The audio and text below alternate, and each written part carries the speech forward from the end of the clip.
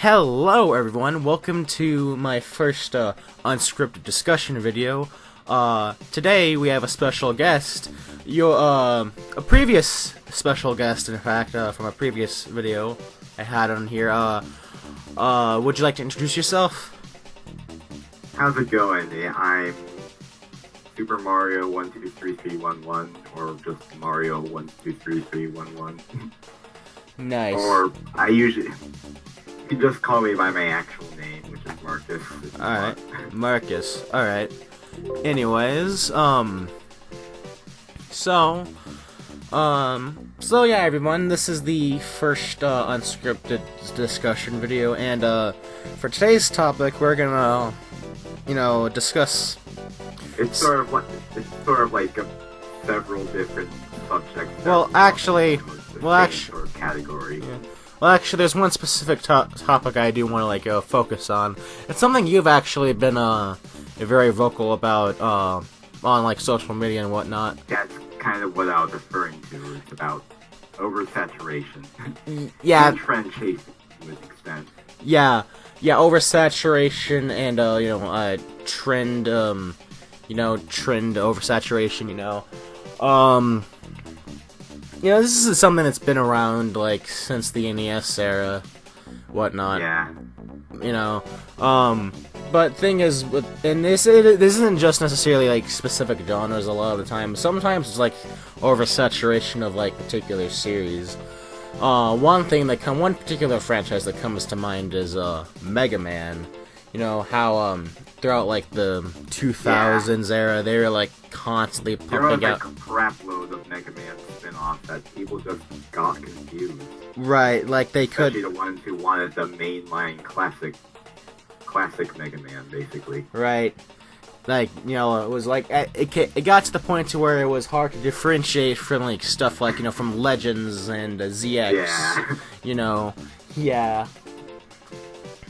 I think another series worth bringing up, of course, is like it or not, Mario. Oh yeah, totally. I would say. I mean, especially in and the two. I love Mario, but I feel like this is specifically we got to a point of oversaturation back in the early 2010s, specifically. Yeah, because I remember at one point, one year, they had both New Super Mario Bros. 2 and Super Mario Bros. U. And that's not even getting into the fact that both New Super Mario Bros. Wii and Galaxy 2 actually came out very close to each other. Oh yeah. Just a year apart. Yeah, that's very true. Yes. Also, can't forget that that was the one point where Mario games started focusing less on trying to create new experiences and rather focus on the nostalgia, things from the past. Granted, the first Galaxy game did have a lot of nostalgic references, but it utilized them in a rather I would say it utilized it in a respectful manner. Same goes for Odyssey. That had a lot of nostalgic references, even the returning character Pauline. Yet still, it did it in a fresh, unique way. The thing with games like Odyssey is when making callbacks, they did callbacks to different games rather than focusing on just one specific game. Exactly, yeah, because Whereas the Wii U era was basically... I keep telling this to a lot of my friends, the issue with the Wii U era was all you would ever get was all these Mario 3 callbacks, to the point where that was the entire series' identity to some people. That's why they said, oh, they're just making the same game over and over. Yeah, to be fair, I would say that Mario U tried to take some influence from Super Mario World, but ultimately... Yeah, it did. But... Yeah, which I would honestly argue that was probably one of the better New Super Mario Bros. Games. At the same time, though, it doesn't change the fact that by that point, that the nostalgic 2D Mario style was kind of beaten to the ground. Yeah. I loved New Super Mario Bros. On the DS. I was not impressed by New Super Mario Bros. Wii, however, and I especially didn't care for New Super Mario Bros. 2. In fact, I have sort of a weird relationship in that I had, at least back when the New Super Mario Bros. Wii released, I actually enjoyed it, but that was just because, again, I had family with me, and its main selling point was the multiplayer. Yeah, that's true, it is. And I jumped into the 2 later games because, I was simple-minded at the time, just thinking, oh, I enjoyed the last game, surely the next one will be excellent. I mean, yeah, I will admit, when I was younger, I did get excited by the prospect of New Super Mario Bros. 2, but, like, thing is, like, the concept behind it, though, like, having it entirely be focused around coins is, like... Yeah. Yeah, at that point, you're basically, like, running out of ideas. You're, like, not even bottom of the barrel, beyond the barrel, basically. You know, at that point. It's even more sad when you consider they pretty much did the whole coins concept in, like, years prior in a much better attempt, which was Wario Land. Right. No, that should have been... That should... Yeah, no, New Super Mario Bros. 2 should have just been a Wario game, honestly. Exactly. Yeah. No, Wario should have been... At least they could have had Wario be the villain of that game, you know? At least to change it up a little bit, you know? You know, it's been I think the only game where we had... The only Mario game where we've had, like, where a villain that wasn't Bowser was, the US Super Mario Bros. 2. Yep. Yeah. And that barely counts because, again, that wasn't really a Mario game. But, although, to be fair, a lot of the characters in that game did end up becoming, like, you know, recurring characters in the series, so... Then you also have the whole prototype story about how it was originally supposed to be. It was basically a prototype for a Mario sequel before... Oh, yeah, I forgot about that! Yeah, I forgot about that! Yeah, it always was intended to be Mario 2. Yeah, so... Before... Yeah, it was intended to be Mario 2 before it became Doki Doki Panic. But then, when it came to, like, the US, it just became Mario 2, you know? Yeah. I mean, it's a better Mario 2 than the actual Mario 2, I'll admit, you know? Which, suffers from the same problem that New Super Mario Bros. 2... I honestly do not consider Lost Levels very good. No, it's not good at all. It's hot garbage. But, Anyways, back to... our main subject. Oh, yeah, you know, we went far off topic there. But yeah, no, it does go back to, the subject of, like, oversaturation, you know? Yeah. I guess, since we can continue with the nostalgia pandering, subcategory first. Yeah. Because there's one series I want to bring up, and it's not Pac-Man. Oh, yeah? Just take a guess. It's about a little blue rodent. Oh, Sonic. Oh, obviously. Yeah, I was thinking the same thing, actually. I was thinking about Sonic, you know. Oh, we're talking about nostalgia pandering, right? At the moment, yes. Yes, general, but, you know, saturation. the last, fully original Sonic game was in, like, 2010. Yep. You know, Solid Colors was the last fully original Sonic game. And no, we're not counting Boom. We're not counting Boom at all. Nope. Because that's not even a Sonic game. You know. Yeah. No. I mean, it is, but at the same time it isn't, you know. It shouldn't qualify. But at least if we're talking about main series Sonic games. I feel like they, after the insane success of Generations, they just doubled down on it with Lost World, which really was not a good direction to take at all. Yeah, it's pretty evident that, like, they kind of missed what people liked about Generations the most, which was the modern stages, you know? The way that those state levels basically perfected... The way they perfected the boost formula, in a sense, which is something I will get to at some point in my retrospective, if I ever do get to that point, but,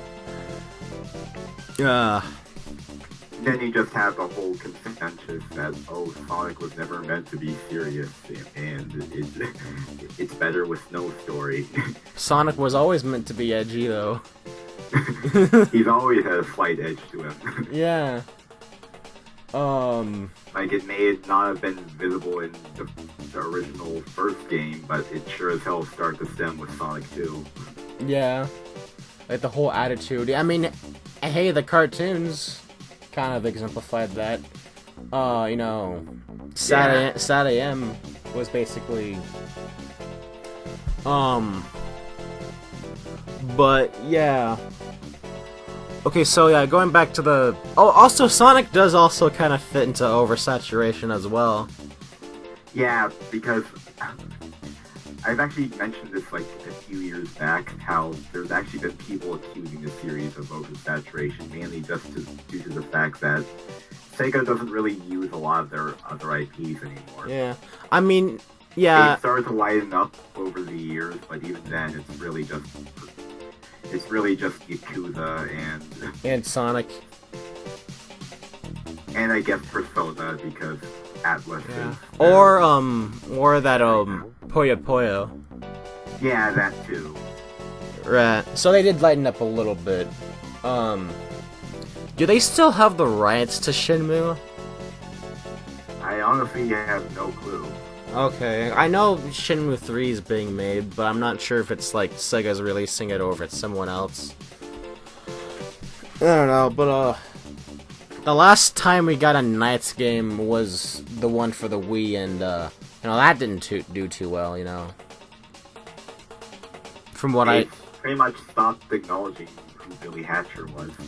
Yeah. I remember when he was pretty much invited to every party. Yeah. You know, Rice Star, like, at the very least, Rice Star is, like, makes a cameo in the Sega All-Stars games, but isn't ever, like, playable, you know? Yeah. It's never even referenced either. Let's see. Okay, so, but yeah, Sonic is an example of, like, especially I'd say in, like, the 2000s specifically, more so than the 2010s.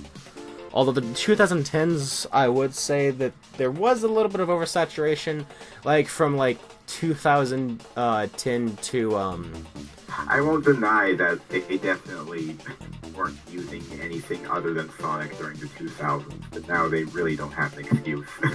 Right. For the quality, you know? Oh yeah, no, totally, like,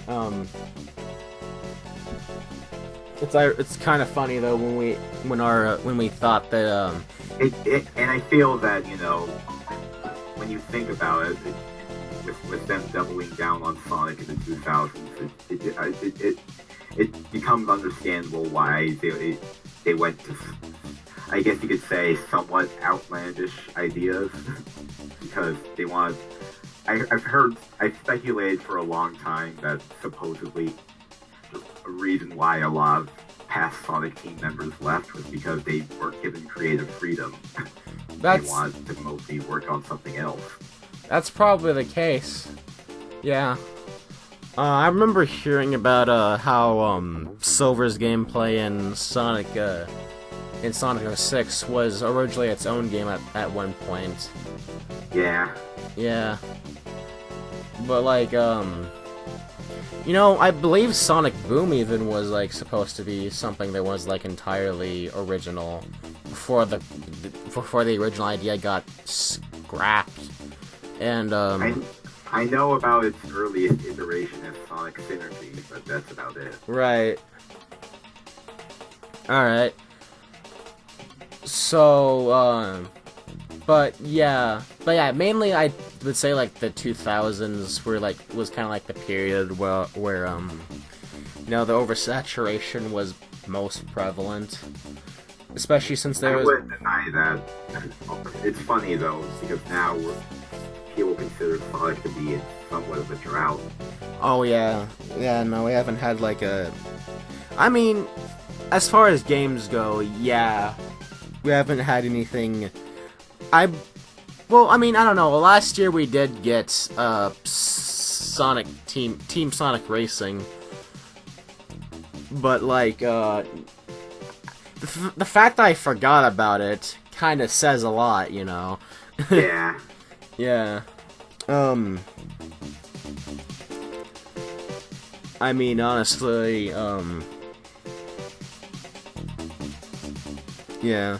So anyways, moving on from, like, Sonic, you know, how about, like, just, you know, genre, you know, oversaturation in general, you know? Like, oh, yeah, definitely. Yeah, the early 2000s, the early 2000s, and I guess you could say mid to late 90s especially saw a huge oversaturation, and I guess you could say, well, first off, in the early to like mid 90s, you had everyone trying to make their own mascot, be like Sonic the Hedgehog. Yeah, it's stuff like, you know, Bubsy, which, you know, comes to mind immediately. Yeah. Awesome Possum. You know, you know, and then in the late 90s, early 2000s. Going back to that mascot platformer thing, there were like a couple of pretty decent ones. There were actually, there were ones. quite a few great ones. Even like, you know, Sparkster, like you know, Rocket Ride Adventures. I'd say that's probably the best of the you know, mascot. It was the mascot with attitude phase. Yeah, the mascot with attitude. Got to the point where just pretty much any cartoony mascot would get associated with that type of trend. Yeah. Like, people have actually claimed Klonoa was supposed to be one when he was never. Right, Klonoa was just his own thing. Mascot with attitude. He was just a happy, bubbly, and emotional boy. Yeah. Also, there's also like Jazz Jackrabbit, you know, which was pretty much like a product of its time, but you know, those games still hold up pretty well. Also, Jazz Jackrabbit, or more so its creator, will come into discussion later on once we get into battle royales, because you know you know where I'm going with that. Yeah. Anyways, back in like the late 90s, early 2000s, we saw a whole bunch of 3D platformers. More specifically, ones that tried to be collectathons. Yes. In the vein of like Mario 64 and whatnot. Yeah, some were better than others. Like, the issue wasn't even that we had all these 3D platformers. It was that they were focusing more on the collection aspect. Right. Yeah. That's one of the things, you know. In general, like, they kind of, like, made them all seem like, kind of, like, lacking in that, originality aspect. Although, granted, that doesn't necessarily make them bad, you know. It's all about, like, the execution of ideas, like, you know, just because, like, one thing is a ripoff of another doesn't necessarily make, you know, the ripoff bad. In many ways, the ripoff could be better, it's but... just that a lot, it seems like these games are trying to outdo each other with the amount of collectibles. Yeah. They would have the player collect, and from what I can tell, people specifically got fed up with this with Donkey Kong 64. Right. Has a shitload of the golden bananas to collect, and was overall considered. It was overkill. But it was basically. But it's still regarded as kind of janky. Yeah, and a bit overkill. Yeah, if you will, because of like the amount of collectibles like needed. Yeah. Janky. Yes, Janky Kong. And then here's one trend I specifically remember, which I actually talked about before this recording, and that's let me take you back to around 2009 and 2010 to 2011. Call of Duty Modern Warfare 2 was a huge success, and people touted it as pretty much the best game ever. Yeah. In just about a few months, everyone is trying to make their own version of Call of Duty. Yeah, pretty much. Like literal carbon copies from the art style to the mechanics to trying to just feel all quote-unquote realistic with a hint of Michael Bay.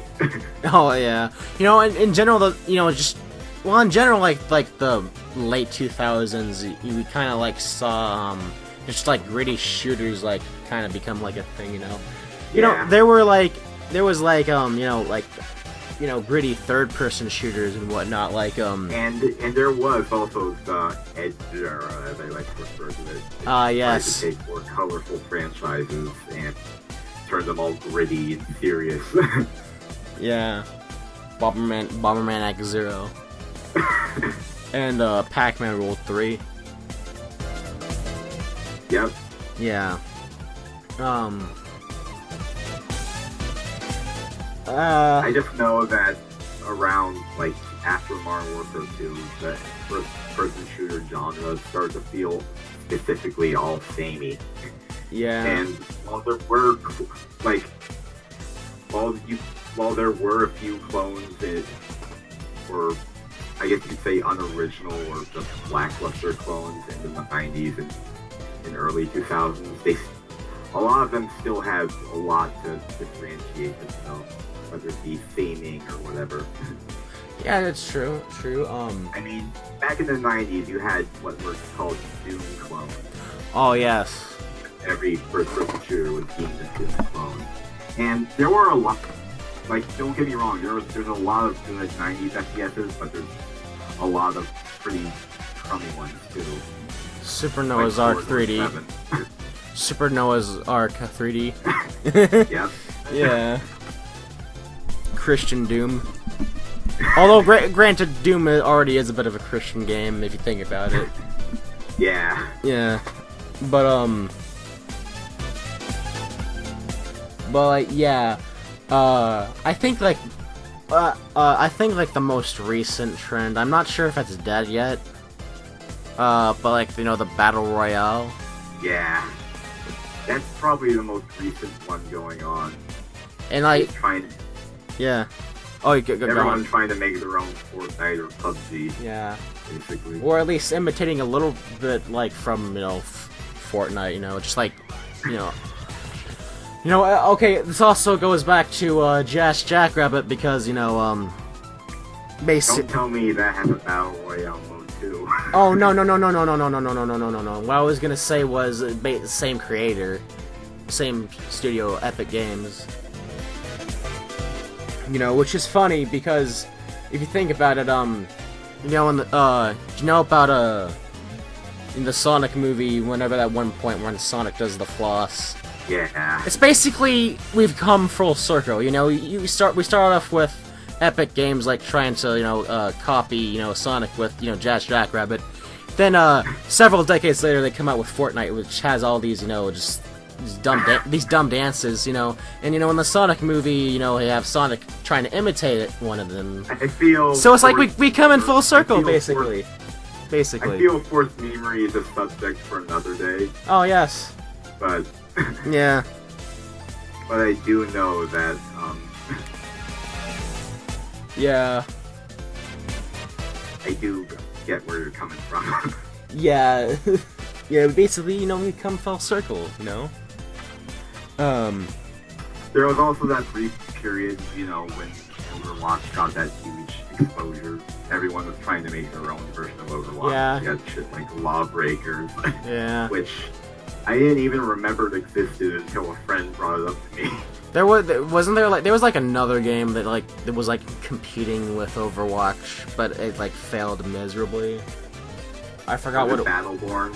I think that was what it was. Yes. I remember that one tweet where they were taunting Overwatch with like a GIF. I forgot what it was exactly. But that shit was funny. What's also funny is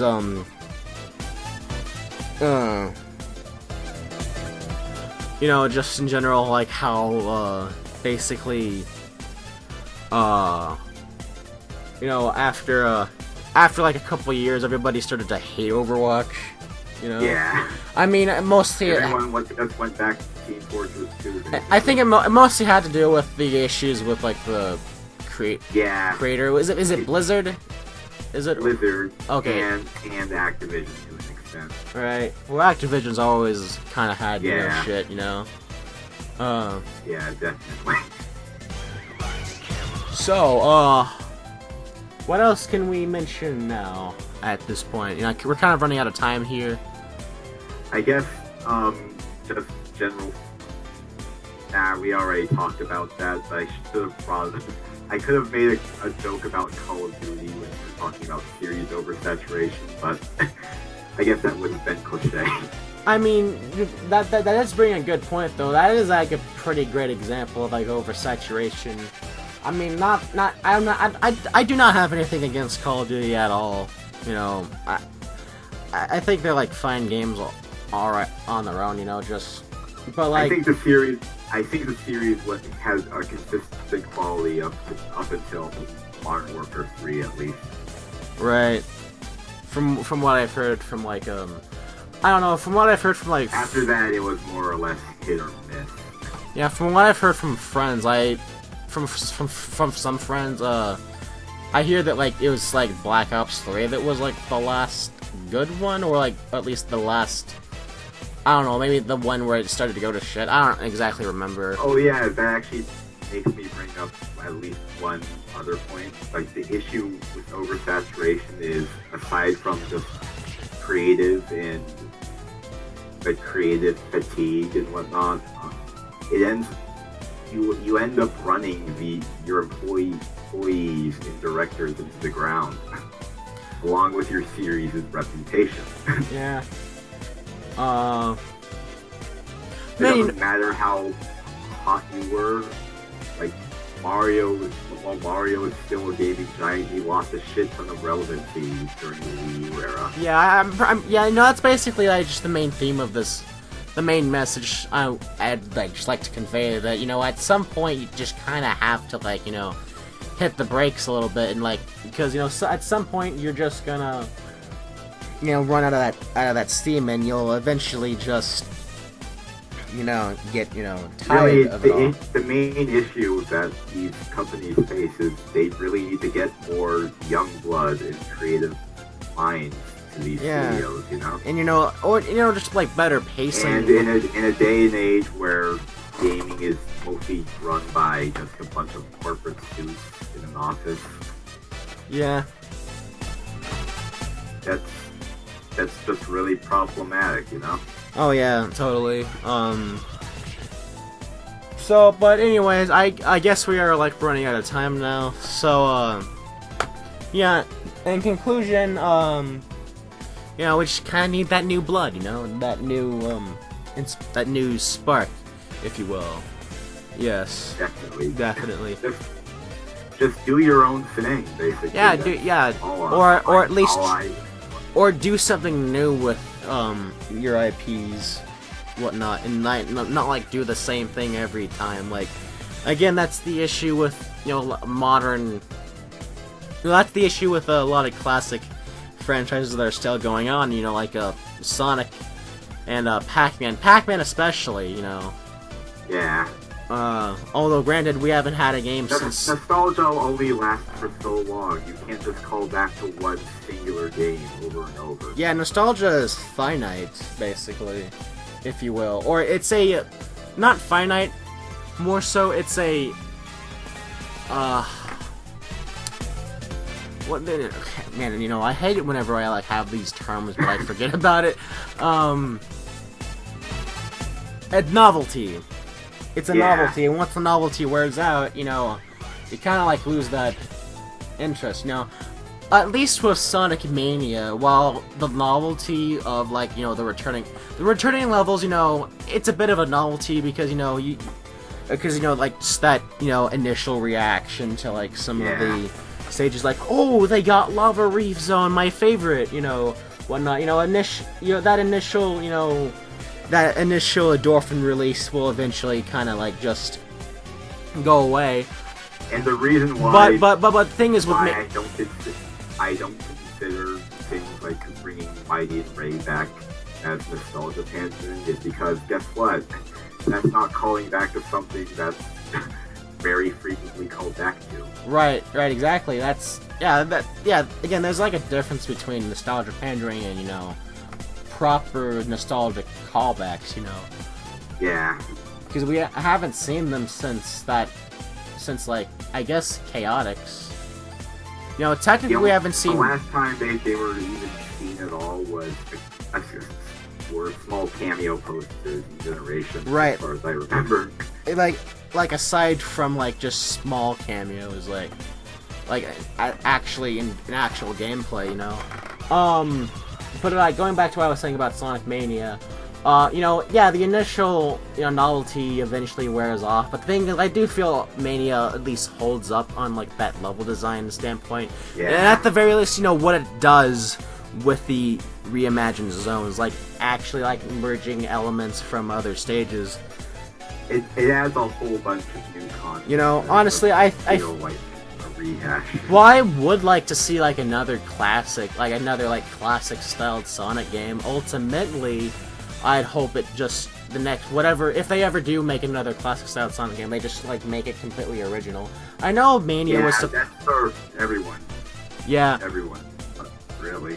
Yeah. But anyways, you can have Sonic in his classic design and all that, but just have all of the locations be original. Yeah, which I think it was originally going to be like that, but at the same time, you know, it would have just been 4 stages. Yeah. So ultimately, it's kind of for the best that they did, that Iizuka did add in, like, new levels, add in, like, the previous, like, levels, you know, because in a way he kind of saved it from being, like, just a, you know, a smaller game. He turned it into, like, a bigger game. You know, that was. But anyways. Don't forget the fact that they were against modding initially. Oh yeah, that's true. That you can't forget about that. But anyways, final thoughts. Always be creative. Just mix things up a little. Always try something different. And that's yeah, and I'll have to agree with that. Yeah, just, like, do new things, you know. Don't do the same shit over and over and over and over and over and over again, you know. You know, just gotta, like, yeah. You know, because at some point you're just going to, you know, you're gonna burn yourself out. Yeah, you're gonna burn your fans out. Yeah, you're gonna alienate your fans, you know.